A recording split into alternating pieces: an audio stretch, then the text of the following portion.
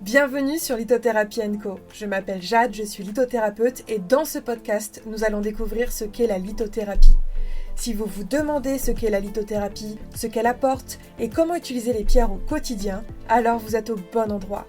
Toutes les semaines, je vous offre des conseils et astuces pour vous aider à mieux la comprendre et à l'implémenter dans votre quotidien pour un meilleur équilibre de vie. Alors, prêt à mettre en avant votre bien-être grâce aux pierres ? À devenir plus aligné et à gagner en sérénité ? C'est parti pour l'épisode du jour.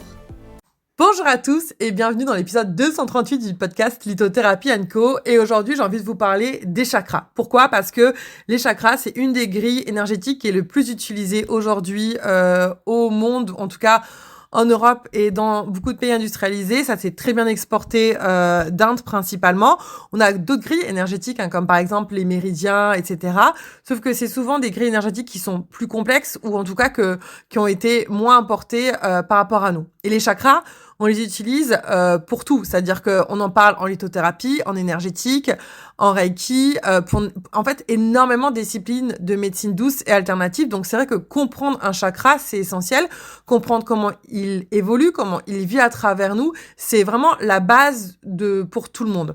Et comme j'ai encore pas mal de questions dessus, je me suis chauffée, je me suis fait une petite formation, je vous ai fait une petite formation sur les chakras et les pierres pour que vous puissiez vraiment comprendre ce que c'est. Parce que les chakras, pour moi, c'est vraiment la clé énergétique que tout le monde utilise, mais sans vraiment le comprendre. On parle souvent de fatigue, de stress ou d'émotions qui débordent, de corps tendus. On parle aussi souvent de manque d'ancrage, de relations compliquées, de difficultés à s'exprimer. Bon, bref. Et très souvent, on va chercher des réponses dans le mental, dans le dev perso ou dans des outils isolés, dans des pierres qui vont être choisies au ressenti, mais en vrai, c'est pas vraiment vrai, et il manque toujours presque une pièce centrale du puzzle, et cette pièce, ce sont les chakras, c'est ce qui va relier tout. Et d'ailleurs, grâce à un chakra, on va pouvoir relier justement une problématique avec une pierre, avec une huile essentielle, avec un mantra, avec tellement de choses autour. Le chakra, c'est pas juste un concept perché pour le coup, c'est vraiment un langage du corps et de l'énergie. Ce n'est pas un truc qui est réservé qu'aux yogis ou aux personnes spirituelles. Le chakra, c'est un centre de traitement de l'énergie. Et c'est un endroit, en plus, qui est ultra important parce que c'est souvent dans cet endroit-là que va se croiser, en tout cas, quand un chakra va être impacté, il va autant impacter le corps que les émotions, que les pensées. Et les chakras, ils sont tout le temps, ils vivent tout le temps et ils bougent tout le temps que tu t'y intéresses ou pas. Et ils vont créer des déséquilibres dans ton quotidien. Et quand un chakra se bloque, même des fois sans que tu t'en rendes compte, il va pas se bloquer juste avec un gros trauma. C'est pas vrai. On a des chakras qui se bloquent au quotidien et qui se débloquent aussi tout seul au quotidien. Mais il va se dérégler au quotidien quand tu vas forcer, quand tu vas trop te contenir, quand tu vas ravaler trop de choses, quand tu vas trop t'adapter, te suradapter, quand tu vas faire passer ton mental avant le corps, quand tu vas vivre un rythme qui n'est pas le tien. Et petit à petit, quand on ne sait pas travailler sur ces chakras ou ces énergies, ces petits blocages anodins qui des fois vont se débloquer tout seuls, ça va faire plus. Et là, on va avoir un énorme nœud énergétique qui va se traduire en nœud physique, nœud émotionnel, nœud mental, etc. Et en fait, ça va se manifester de façon très claire. Soit tu vas commencer à être fatigué, à avoir des parties du corps douloureuses, à commencer à être très émotionnel, à ressentir tout, à vouloir avancer mais tu vas procrastiner, à plus oser dire ce que tu penses, à vouloir te renfermer, être seul, à être dérangé par les bruits autour de toi. Bref, je pourrais t'en parler pendant 1000 ans. Mais tout ça, c'est des choses où tu vas dire « Ah, je vais pas bien » ou « Je comprends pas pourquoi, mais je devrais ». Et en plus, tu vas culpabiliser alors qu'en fait, souvent, c'est juste ton autoroute énergétique, tes chakras qui vont être bloqués que tu vas pouvoir travailler. Et le problème, encore une fois, c'est pas ces déséquilibres. Ces déséquilibres, c'est la vie. On les a tous. C'est complètement normal. Le problème, c'est de pas savoir justement les lire, pas savoir quand ça arrive, pas savoir quel chakra est concerné, comment agir dessus. Bien évidemment, moi, je vais t'en parler aussi avec l'angle des pierres dans cette formation parce que c'est une des clés, mais pas que.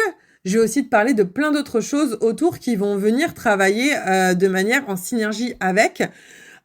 J'ai envie que tu comprennes quand est-ce que ton chakra il est concerné, est-ce qu'il est en sous-activité, en excès, en compensation, comment il fonctionne, comment justement le stimuler ou l'apaiser, l'ouvrir ou le sécuriser, etc., etc. Et franchement, je pense que quand on sait comment ce système, cette grille énergétique fonctionne, c'est déjà un super outil pour soi pour avancer dans la vie. Et moi, je vous le dis à travers ça, mais à travers l'ADN minéral, avec beaucoup d'outils, la connaissance de soi, savoir comment on fonctionne, c'est ce qui nous donne les clés de la sécurité intérieure et de la paix intérieure.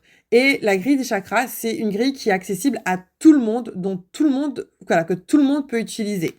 Et ça, pour moi, c'était vraiment essentiel de pouvoir vous faire cette formation où je vous en parle, parce que pour moi, comprendre les chakras, c'est reprendre une forme de pouvoir intérieur, en fait, tout simplement. Tu comprends pourquoi ton corps, il agit comme ça, ce qui se joue vraiment émotionnellement, tu comprends où ton énergie fuit ou se crispe, tu sais quoi faire, quoi pas faire, et en fait, tu cherches plus juste à aller mieux en permanence, tu cherches juste en fait, c'est pour t'apprendre à t'écouter, à ajuster et à respecter ton système. Voilà, donc c'est pour ça que j'ai créé cette formation sur les chakras et les pierres. Je te mets le lien dans la bio. J'espère qu'elle te plaira. En tout cas, j'espère que toi, tu passeras à l'action si tu n'es pas encore familière avec les chakras. Je te fais plein de gros bisous d'amour et on se retrouve la semaine prochaine pour un nouvel épisode de podcast. Ciao, ciao!